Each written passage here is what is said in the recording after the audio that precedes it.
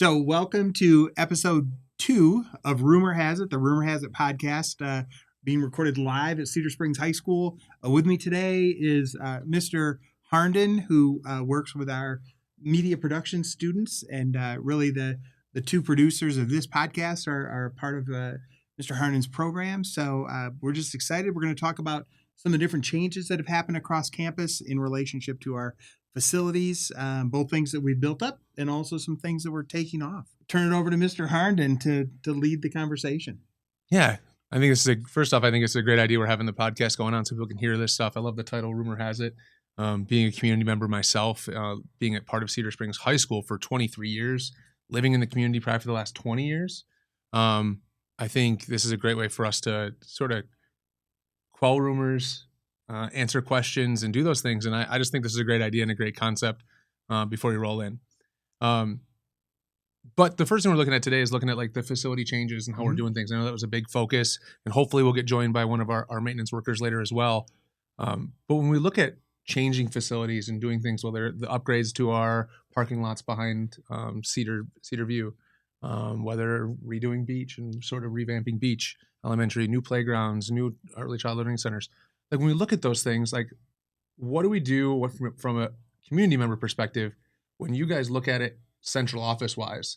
How do we prioritize like the needs of what our students really need as opposed to sometimes what they want or what we might want? Sure, and that's a great question. It's really like our home budget.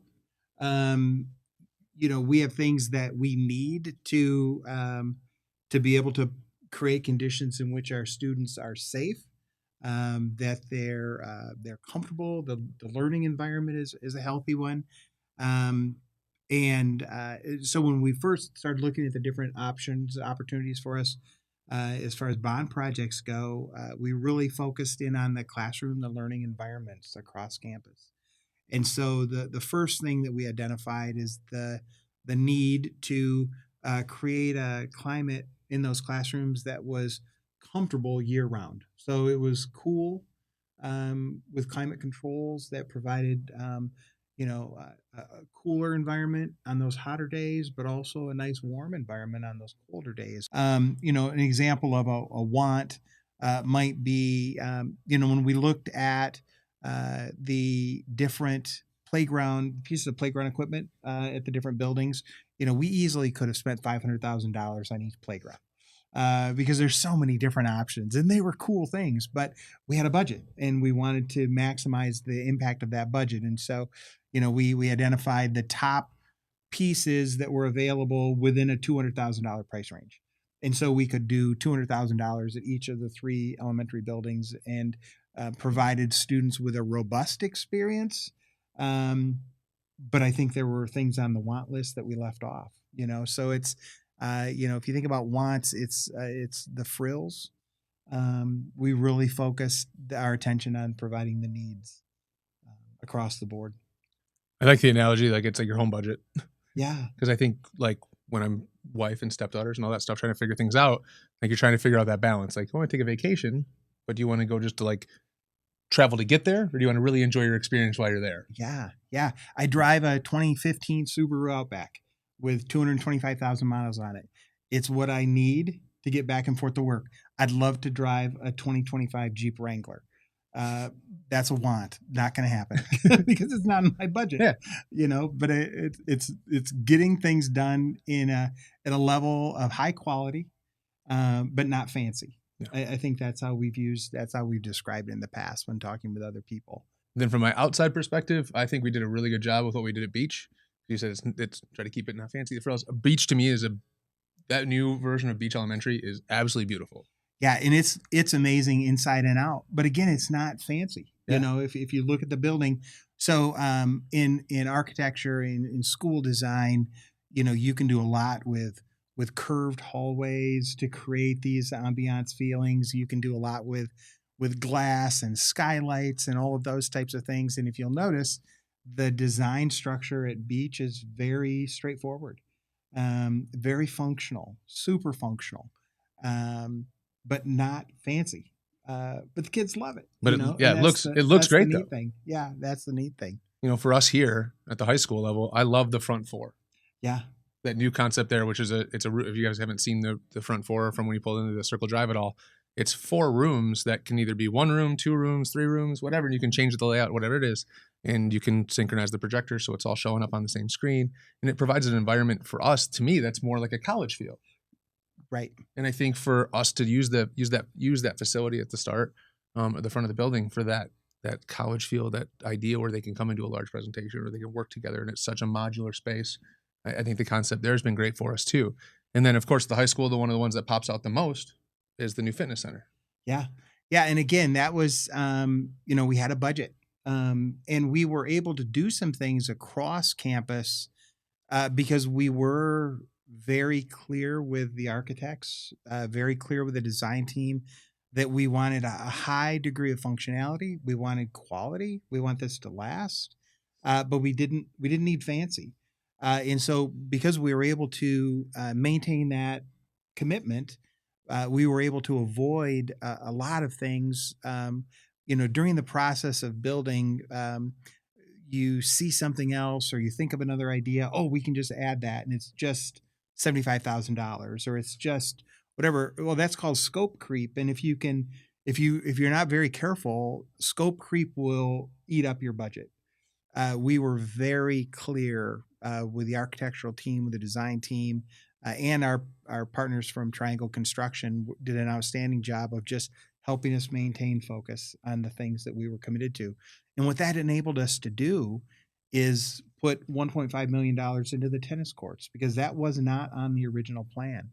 And it also enabled us to be able to do some things. The original concept with our weight room in that a practice space was to have a space to lift weights. And that was basically one box. And then the other box was a place for cheer or wrestling to use after school.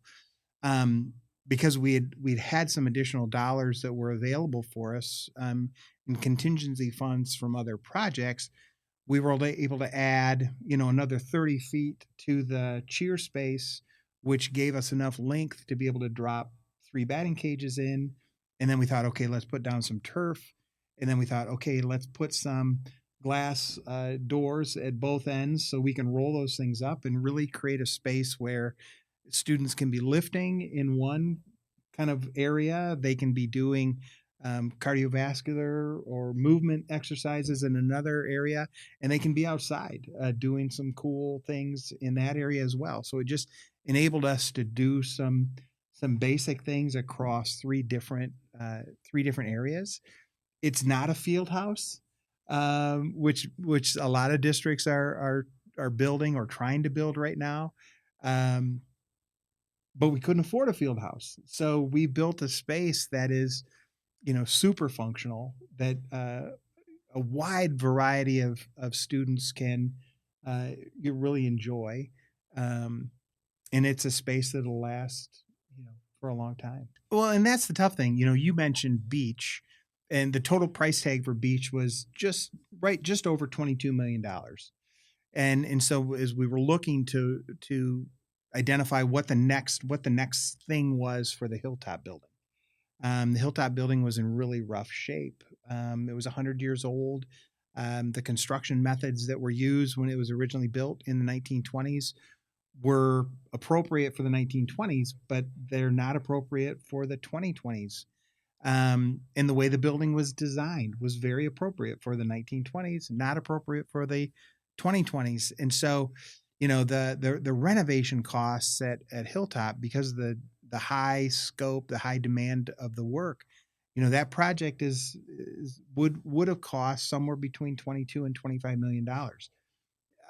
The whole beach project was just over $22 million. And so, there's a place in the parking lot when you can stand and you can look to the left, and then you can see a $22 million investment in education. And then you can look to the right and look at Hilltop, and you think, okay, here's another $22 million investment in education. Which location is going to get us farther in 50 years? And the answer is obvious. The beach concept, the beach direction is the way to go.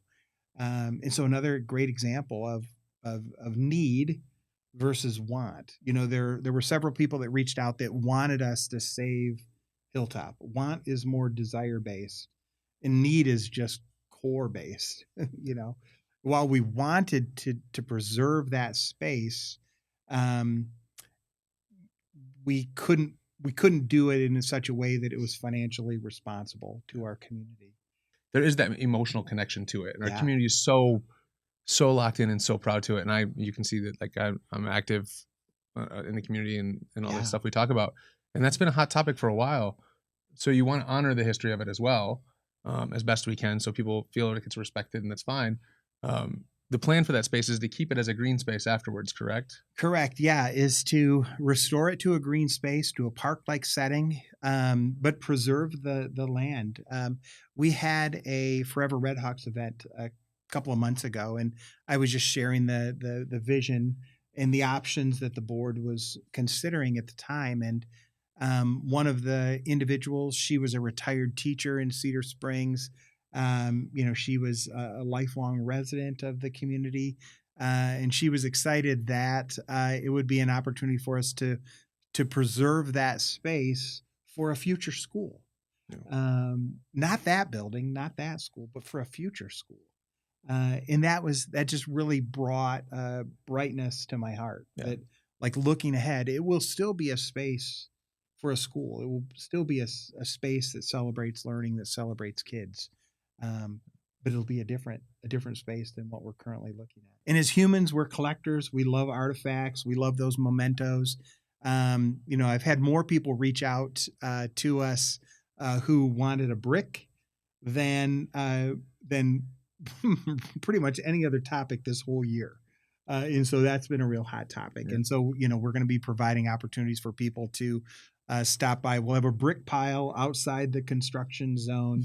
And so, you know, individuals will be able to stop by and pick up a brick safely, you know, because we don't want people crawling through the building itself.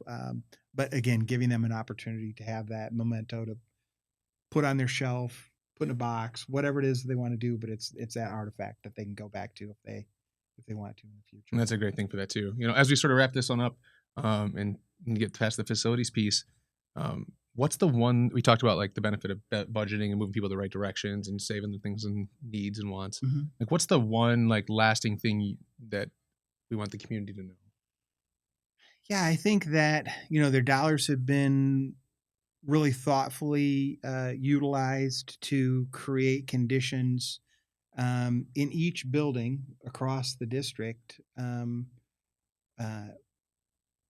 that students will be able to thrive in for the next 25 years. You know, we've really got a foundation in place that will provide our students with a great place to learn for a lengthy period of time into the future. And that's the main goal for us when our kids to leave here. Yeah. Leave Cedar Springs Public Schools ready to take on the world and be great, fantastic, productive members of society. Yeah, exactly. Yeah. Exactly. So thanks for today. Hey, I enjoyed you. being here. Thanks I enjoyed for coming talking in. to you. Thanks I for appreciate visiting it. the pod room. Fantastic logos, lights, all that stuff. Special thanks to John and Caleb, of course, for producing as always. Yeah. And tune in next time as we sort of take a look at sort of the food service element of what happens at Cedar Springs Public Schools. Yeah. But rumor has it, I'm Justin Harnden. And I'm Scott Smith. Yeah, we appreciate you checking this out. It's a great day. Yeah. To be a Red Hawk. There you go. Thank you. Thanks.